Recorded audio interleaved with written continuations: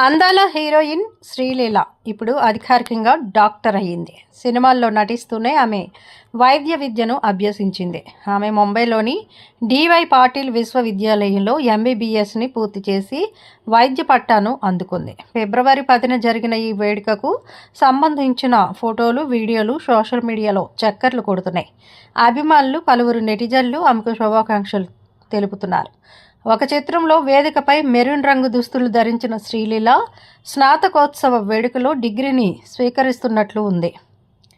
ఇంట్లో జరిగిన సంఘటన కారణంగా డాక్టర్ కావాలని తన ఇంట్లో జరిగిన ఒక సంఘటన కారణంగా తాను డాక్టర్ కావాలని నిర్ణయించుకున్నట్లు శ్రీలీల ఒక సందర్భంలో వెల్లడించింది.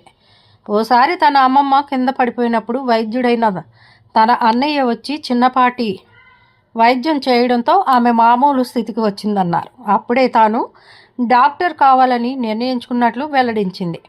ఆ కారణంగానే సినిమాల్లోకి వచ్చినప్పటికీ డాక్టర్గా సేవ చేయాలన్న తన సంకల్పాన్ని వదలలేదని తెలిపింది.